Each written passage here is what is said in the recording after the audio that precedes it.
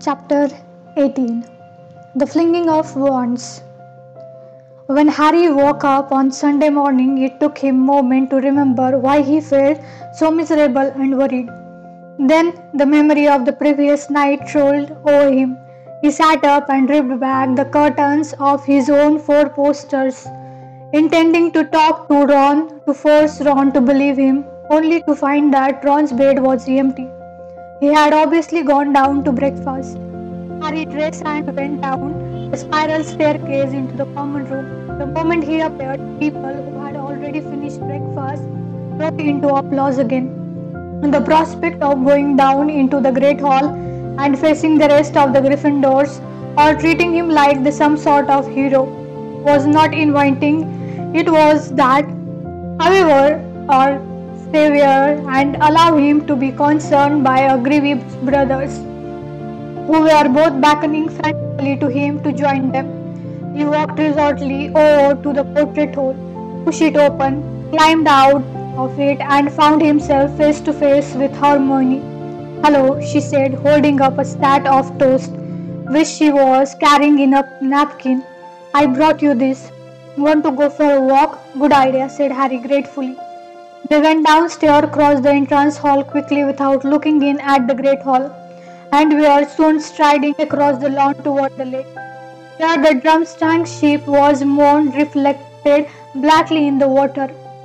It was a chilly morning, and then kept moving, munching their toast as Harry told Hermione exactly what had happened after he had left the Gryffindor table the night before.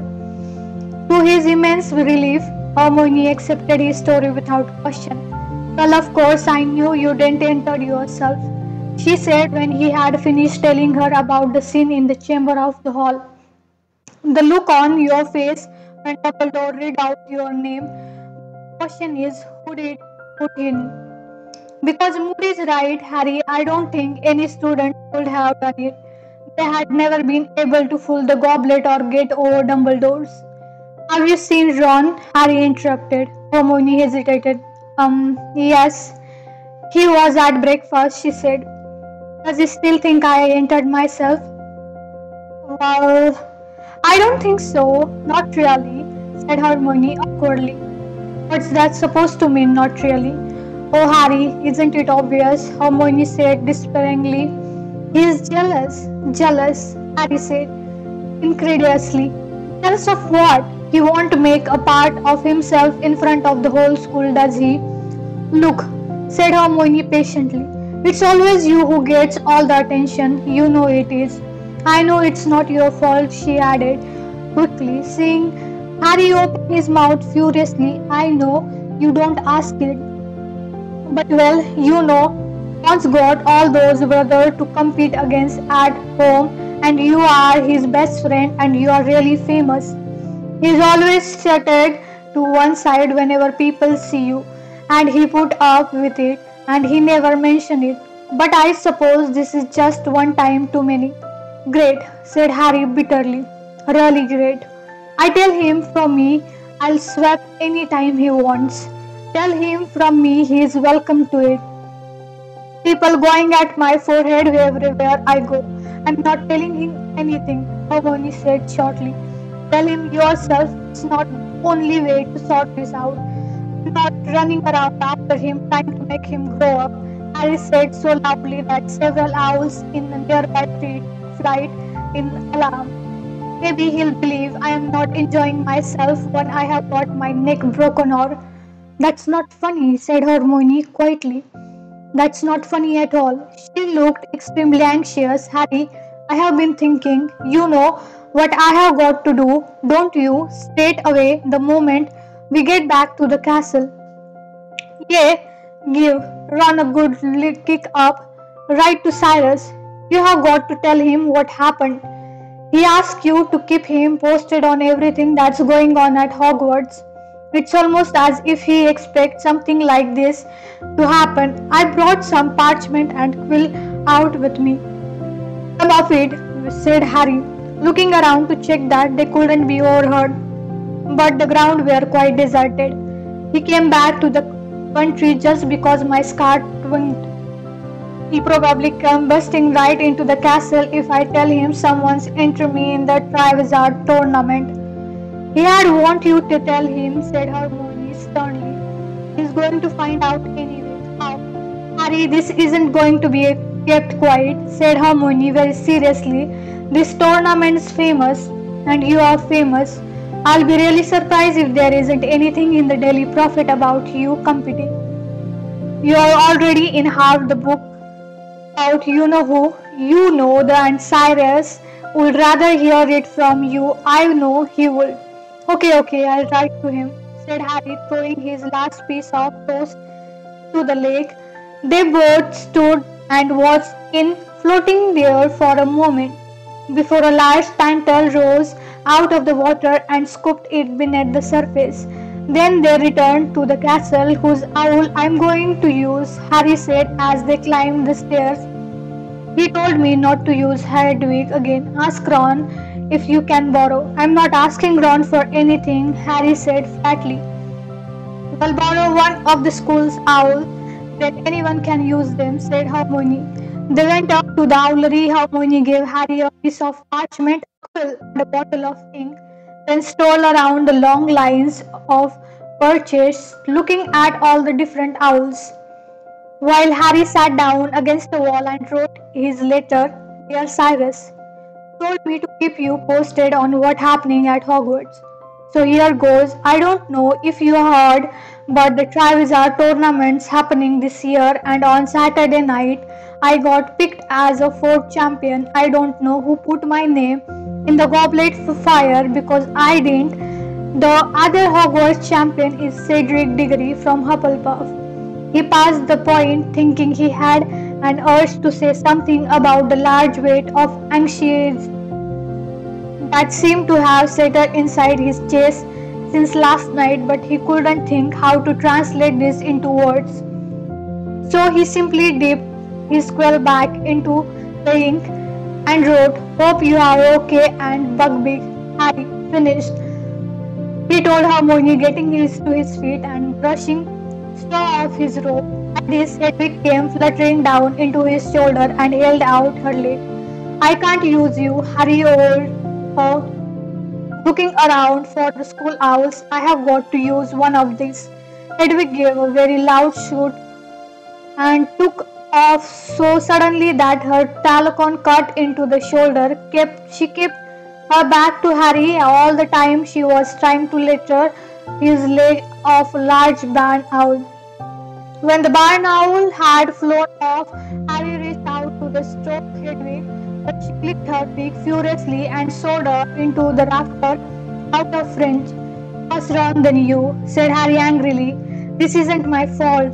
If Harry had thought that neither would improve everyone got used to the idea of him being champion. The following day showed him how mistaken he was. He could no longer avoid the rest of the school once he was back at lesson. And it was clear that the rest of the school, just like the Gryffindor, thought Harry had entered himself for the tournament. Unlike the Gryffindors, however, they did not seem impressed. The Hufflepuff, who were usually on excellent terms with the Gryffindors, had turned remarkable cold toward the whole lot of them.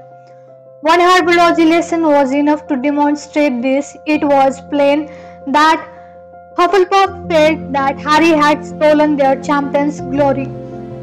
A feeling exaggerated perhaps by the fault or that Hufflepuff House very rarely got any glory, and that Cedric was one of the few who had ever given them any.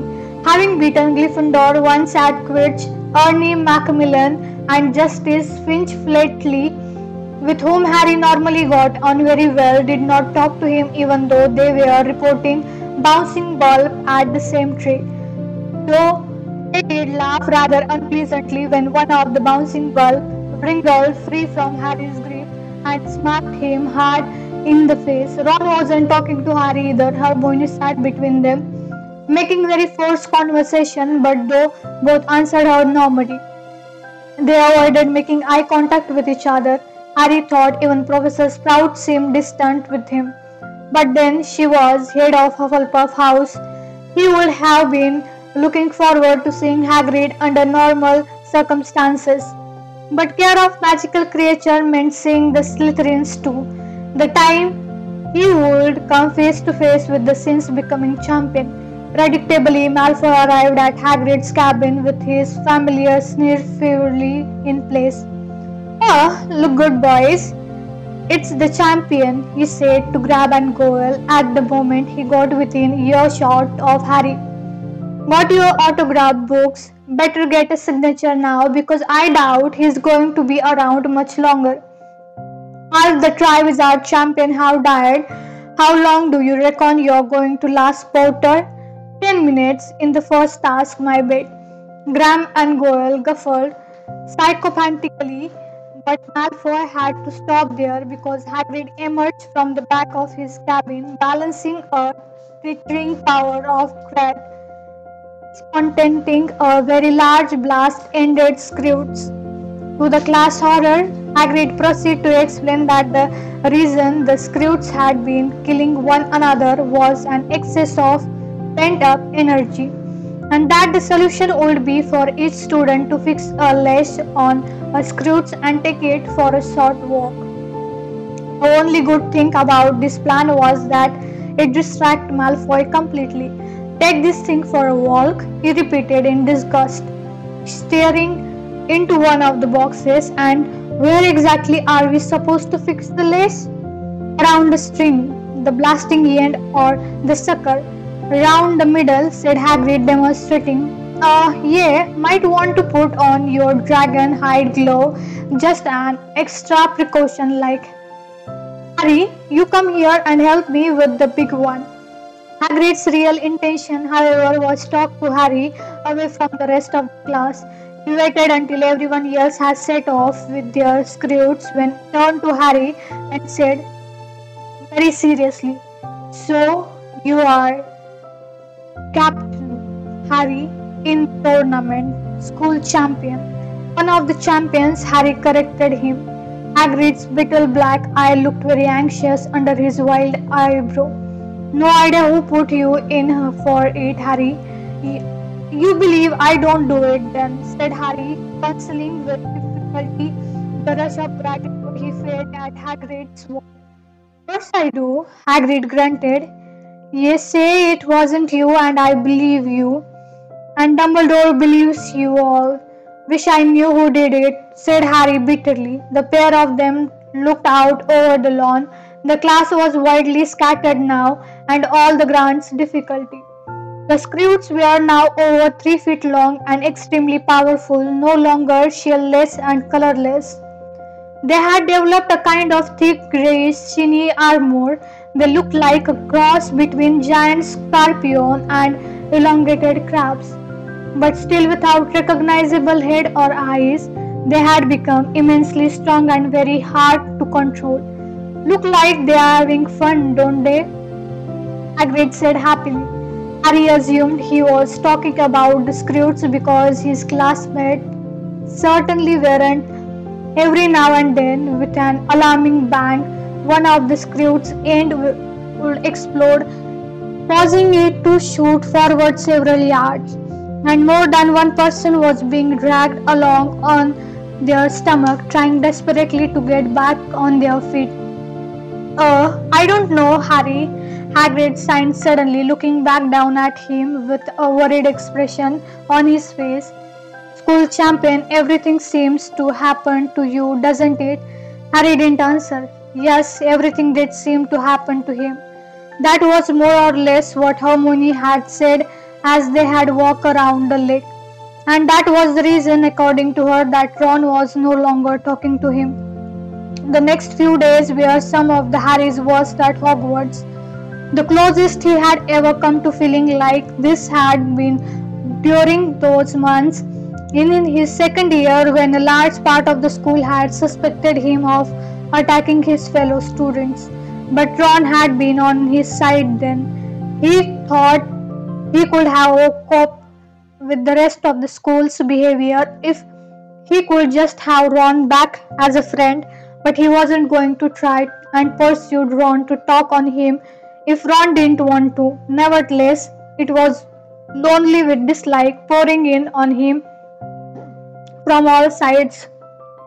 He could understand the Hufflepuff attitude. Even if he didn't like it, they had their own champion to support. He expected nothing less than vicious insults from the Slytherin. He was highly unpopular there and always had been, because he had helped Gryffindor beat them so often, both at Quidditch and in inter-house championship. But he had hoped the Ravenclaws might have found it in their hearts to support him as much as Cedric. He was wrong. However, most Ravenclaws seem to think that he has been desperate to earn himself a bit more fame by tricking the goblet into accepting his name. Then there was the fact that Cedric looked the part of the champion so much more than he did. Exceptionally handsome, with his straight nose, dark hair, and grey eyes. It was hard to say who was receiving more admiration these days, Cedric or Victor Crumb. Harry actually saw the same 60-year girl who had been so keen to get Crumb's autograph, begging Cedric to sign their school bags on lunchtime. Meanwhile, there was no reply from Cyrus. Hedwig was refusing to come anywhere near him. Professor Trelawney was predicting his death with even more certainty than usual. And he did so badly at summoning charm in Professor Flitwick's class that he was giving extra homework. The only person to get any part from Neville, it's really not that difficult, Harry, Hermione tried to reassure him as they left Flitwick's class. She had been making object zoom across the room to her all lesson, as though she were some sort of weird magnet for board duster, waste paper basket, and lonoscope. You just weren't concentrating properly. Wonder why that was, said Harry darkly as Cedric Diggory walked past surrounded by a large group of simpering girls, all of whom looked at Harry as though he were a particularly large blast-ended screw. Still, never mind, a double potion to look forward to this afternoon. Double potion was always a horrible experience, but these days it was nothing short of torture. Being shut in a dragon for an hour and hour with Snape and Slytherin, all of whom seemed determined to punish Harry as much as possible for daring to become school champion, was about the most unpleasant thing Harry could imagine. He had already struggled through one Friday word, said Hermione, sitting next to Intogging, ignore them, ignore them, ignore them. But the Hermione had people like when he and Hermione arrived at Snape's salon after lunch, they found the Slytherin looking outside, each and every one of them wearing a large badge on the front of his or her robes. For one wild moment, Harry thought they were SPW badges. Then he saw that they all wore the same message in a luminous red letter that burned tightly in the dimly lit underground passage. Support Cedric Diggory, the real Hogwarts champion. Like them Potter said Malfoy loudly as Harry approached, and this isn't all they do. Look, he pressed the badge into his chest and then message upon it vanished, to be replaced by another one with glowing green. Voted snakes. The Slytherins howled with laughter, each of them raised their daggers until the massive portal stink was shining brightly all around Harry. He felt the heat rise in his face and neck. Oh, very funny, Hermione said sarcastically to Pansy Parkinson and her gang of Slytherin girls, who were laughing harder than anyone, really witty. Ron was standing against the wall with Dean and Simmers. He wasn't laughing, but he wasn't sticking up for Harry either. Want one creature? Said Malfoy, holding out the badge to Hermione. I have got lots. Don't try to touch my hand. Now I have just washed it. You see, don't got blood slimming it up. Some of the anger Harry had been feeling for days and days seemed to pass through a tan in his chest. He was reached for his wand before he had thought what he was doing. People all around them scrambled out of the way, backing down the corridor. Harry, Hermione said warningly. Go on then, Potter, Malfoy said quietly. Drawing out his own wand, Moody not here to look after you now. Do it, if you have got guts. For a split of second, they looked into each other's eyes. Then at exactly the same time, they acted Fumnaculos, Harry yelled. Then I saw, screamed Malfoy. A jet of light shot from both of wands, hit each other in mid-air and recorded off the angles. Harry hit Goyle and the face and Malfoy hit Hermione. Goyle glowed and put his wand to his nose, where great ugly boils were springing up. Hermione whimpered in the panic, was clutching her mouth. Hermione! Ron had hurried forward to see what was wrong with her. Harry turned and saw Ron dragging Hermione's hand away from her face. It wasn't a pretty sign. Hermione's front teeth, already larger than average, were now growing at an alarming rate. She was looking more and more like a beaver as her teeth elongated. Past her bottom lip, toward her chin, panic strengthened. She felt them and let out a terrified cry. And what is all that noise about? Said a soft, deadly voice. Snape had arrived. The Slytherins clamored to give their explanation. Snape pointed a long yellow finger at Malfoy and said, Explain. Potter attacked me, sir. We attacked each other at the same time, Harry shouted. And he hit Goyle. Look, Snape examined Goyle, whose face was now resembling something that would have been at home in a book of poisonous fungi. Hospital wing, Goyle, Snape said calmly. Malfoy got Hermione, Ron said, Look. He forced Hermione to show Snape her teeth. She was doing her best to hide them with her hand, though this was difficult as they had now grown down past her collar. Pansy Parkinson and the other Slytherin girls were doubled up with silent giggles. Pointing at Hermione from behind Snape's back, Snape looked coldly at Hermione, then said, I see no difference. Hermione let out a whimper, her eyes filled with tears. She turned on her heel and ran all the way up the corridor and out of sight. It was lucky perhaps that both Harry and Ron started shouting at Snape at the same time. Lucky their voices echoed so much in the stone corridor, for in the confusion it was impossible for him to hear exactly what they were telling him. He got the gist, however. Let's see, he said in a skilliest voice. 50 points from Gryffindor and a detention each for Potter and Weasley.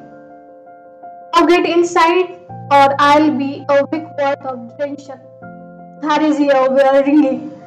The injustice of it made him want to curse Snape into 1,000 slimy pieces. He passed Snape, walked with Ron to the back of the divan, and slapped his bag down onto the table. Ron was shaking with anger too for a moment. It felt as though everything was back to normal between them. But when Ron turned and sat down with Dean and Seamus, instead having Harry alone at his table. On the other side of the dragon, Malfoy turned his back on Snape and faced his back. Drinking Potter's stink flashed once more across the room. Harry sat there staring at Snape as the lesson began, picturing horrified things happening to him. If only he knew how to do the Cruciatus curse. He had Snape flat on his back like that, spider jerking and twitching. Antidotes, said Snape, looking around at them all. His cold black eyes glittering unpleasantly. You should have prepared your recipe now. I want you to brew them carefully, and then we will be selecting someone on whom to test one. Snape's eyes met Harry's, and Harry knew what was coming. Snape was going to poison him. Harry imagined picking up his cauldron and sprinkling to the front of the class and bringing it down on Snape's grassy head. And then a knock on the dragon door burst in on Harry's thoughts. It was Colin Creevey. He edged into the room, beaming at Harry, and walked up to Snape's desk at the front of the room. "Yes," said Snape curtly.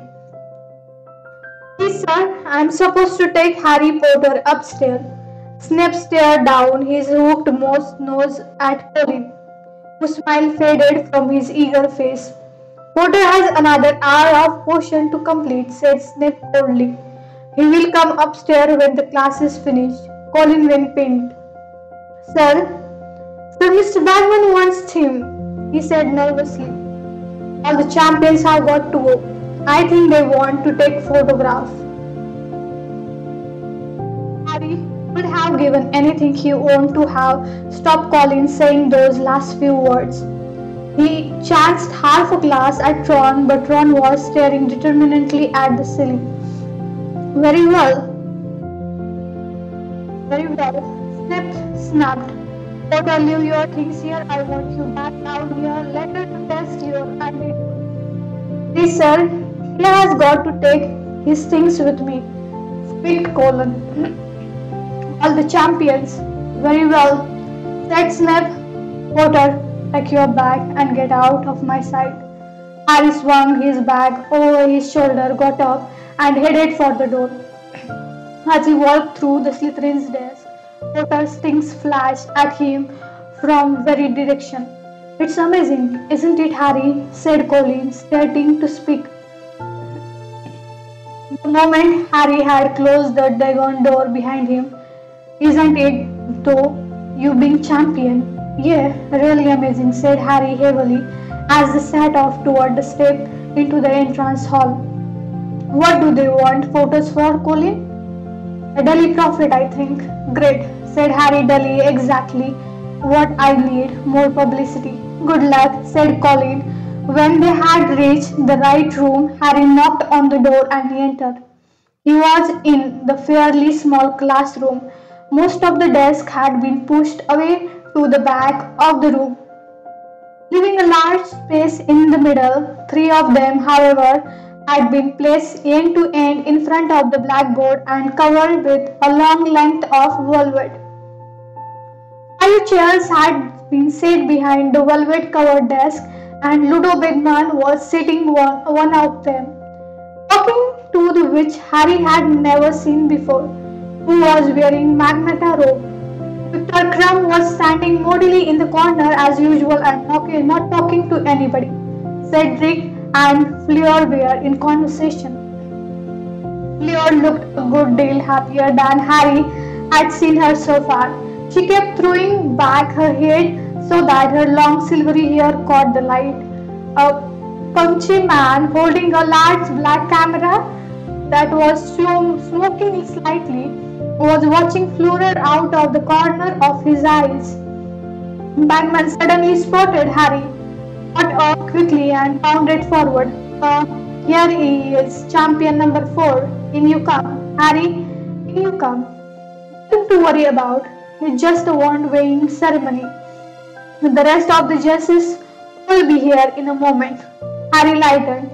Harry repeated nervously, "We have to check that your wands are fully functional." "No problem, you know, as they are your most important tools in the task ahead," said Bagman. "The experts upstairs now with Dumbledore, and then there is going to be a little photo shoot within Rita Seeker," he added, gesturing toward the witch in Magnetar robe.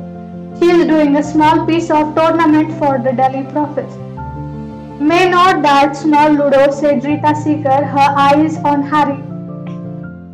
Her hair was set in elaborate and curiously rigid curly that contrasted oddly with her heavy jaw face.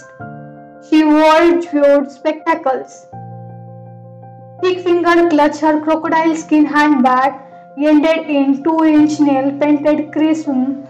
"I wonder if I would have a little word with Harry before we start," she said to Bagman, but still gazing fixed at Harry.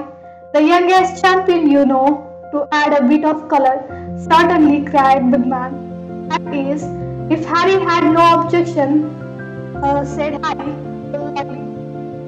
Said Rita Seeker, and in a second her scarlet hallowed finger had Harry's upper arm in a surprisingly strong grip, and he was steering him out of the room again and opening a nearby door.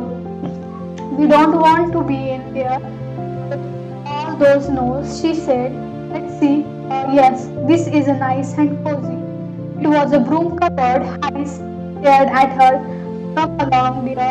That's right, lovely," said Rita Seeker again, perching herself precautiously upon an upturned bucket, pushing Harry down onto a cupboard box and closing the door, throwing them into darkness. "Let's see now." She unsnapped her crocodile skin handbag and pulled out a thin handful of candle, which she lit with a wave of her hand and magicked into midair so that they could see what they were doing. "You won't mind, Harry, if I use a quick-foot quill. It leaves me free to talk to you normally." "Or what?" said Harry. Rita Seeker's smile widened. Harry counted 3 gold teeth. She reached again into her crocodile bag and drew out a long acid green quill and a roll of parchment, which she stretched out between them on a crate of Mrs. Scower's all-purpose magical mess remover. She put the tip of the green quill into her mouth, stuck it for a moment with a apparent relish, then placed it upright on the parchment, where it stood balanced on it, pointed grievingly slight. "Tasting, my name is Rita Seeker, Daily Prophet reporter." Harry looked down quickly at the quill. The moment Rita Seeker had spoken, the green quill had started to scribble, skidding across the parchment. "Attractive blonde Rita Seeker, 43, whose savage quill has punctured many inflated reputations." "Lovely," said Rita Seeker yet again, and she ripped the top piece of parchment off, crumbled it up, and stuffed it into her handbag. Now she leaned toward Harry and said, "So, Harry, what made you decide to enter the Charizard tournament?" Said Harry again, but he was distracted by the quill. Even though he wasn't speaking, it was dashing across the parchment, and in its wake he could make out a flesh sentence. "An ugly scarred sovereign of a tragic past," discussed the otherwise charming face of Harry Potter, whose eye— "Ignore the quill, Harry," said Rita Seeker firmly. Reluctantly, Harry looked up at her instead. "Now, why did you decide to enter the tournament, Harry?" "I didn't," said Harry. "I don't know how my name got into the Goblet of Fire. I didn't put it in there." Rita Seeker raised one heavily penciled eyebrow. "Come now, Harry, there is no need to be scared of getting into trouble. We all now know shouldn't really have entered at all. But don't worry about that. Our reader loves a rebel." "But I didn't enter," Harry repeated. "I don't know who." "How do you feel about the task ahead?" said Rita Seeker, excited, nervous. "I haven't really thought." "Yeah, nervous, I suppose," said Harry. His inside squirmed uncomfortably as he spoke. "Champions have died in the past, haven't they?" said Rita Seeker briskly.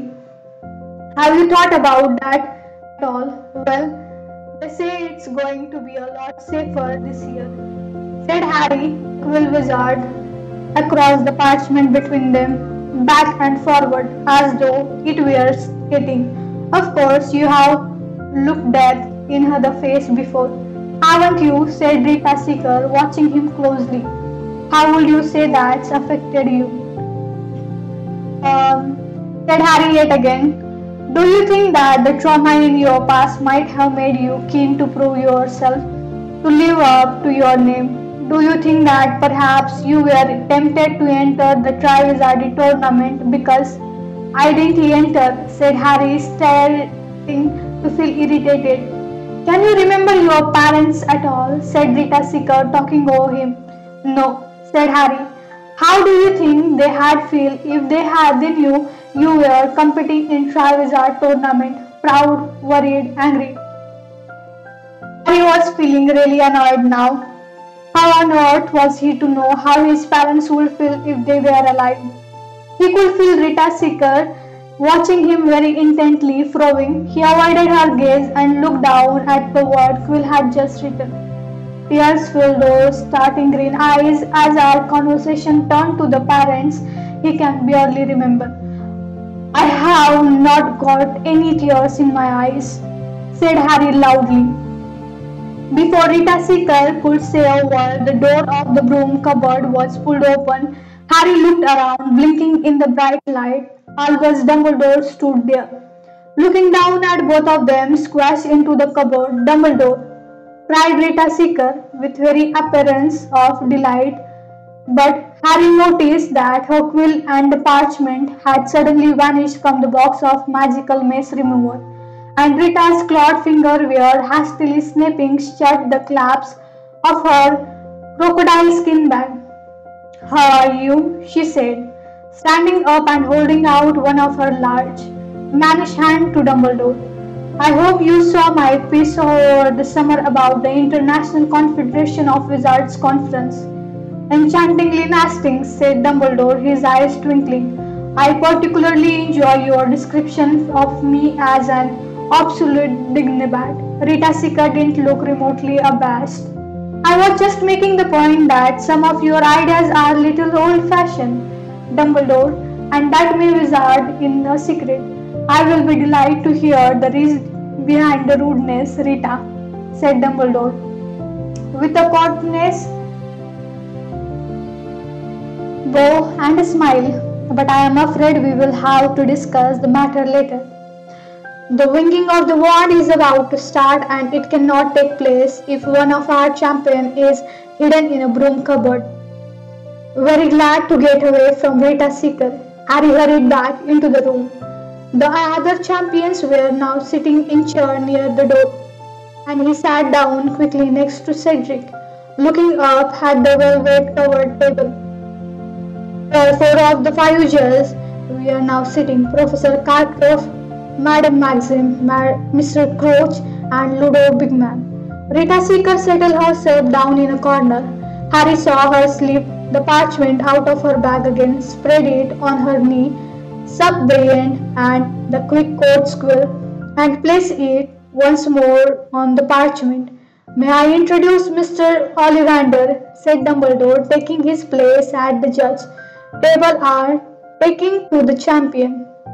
He will be checking your wands to ensure that they are in a good condition before the tournament. Harry looked around and with a jolt of surprise saw an old wizard with a large pale eye standing quietly by the window. Harry had met Mr. Ollivander before. He was the wand maker from whom Harry had brought his wand over 3 years ago in Diagon Alley. Mademoiselle Zalacker would have you first, please, said Mr. Ollivander, stepped into the empty space in the middle of the room. Fleur Delacour swept over to Mr. Ollivander and handed him her wand. He said. He twirled the wand between his long finger like a baton and it emitted a number of pink and golden sparks. Then he held it close to the eyes and examined it carefully. Yes, he said quietly. 9.5-inch flexible rosewood and containing DME. And here from the and of a villa, said Fleur, one of my grandma's. So Fleur was a part of villa, thought Harry, making a mental note to tell Ron. Then he remembered that Ron wasn't speaking to him. Yes, said Mr. Ollivander. Yes, I have never used villa here myself. Of course, I find it to make for a rather temperamental wand. However, to each of own, and if this suits you. Mr. Ollivander ran his finger along the wand, apparently checking for secret or bumps. Then he muttered, or cures, and bunch of flower burst from the one tip. Very well, it's fine working order, said Mr. Ollivander, stopping a flower and handing them to Flora with her wand. Mr. Diggory, you next. Flora glided back to her seat, smiling at Cedric as he passed her. Now this is one of mine, isn't it? Said Mr. Ollivander, with much more enthusiasm, as Cedric handed over the wand. Yes, I remember it well, containing a single hair from the tail of the particular fine male unicorn. Must have been 17 hands never glowed me with his horn after I plucked his tail. Well and a quarter inch, ash, pleasantly springing, it's in fine condition, you treat it regularly. Polish it last night, said Cedric. Harry looked down at his own wand. He could see finger marked all over it. He gathered a fistful of rope from his knee and tried to rub it clean surreptitiously. Several gold sparks shot out of the end of it. Lord Delacora gave him a very patronized look, and he desisted.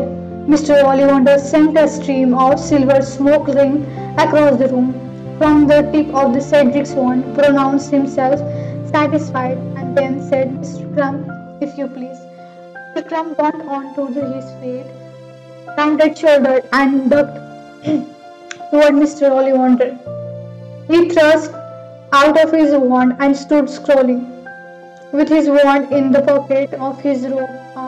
Said Mr. Ollivander, this is a creation, unless I am much mistaken, a fine wand maker through the styling.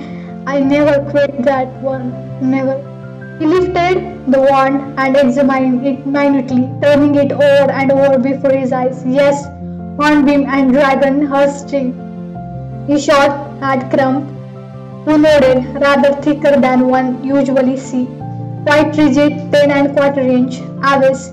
The hornbeam wand let off a blast like a gun, and a number of small twinkling birds flew out of the end of through the open window into watery sunlight. Good, said Mr. Ollivander, handing Crumb back his wand, which leave, Mr. Potter. Harry got to his feet and walked past Crumb to Mr. Ollivander. He handed over his wand. Oh, yes, said Mr. Ollivander, his pale eyes suddenly gleaming.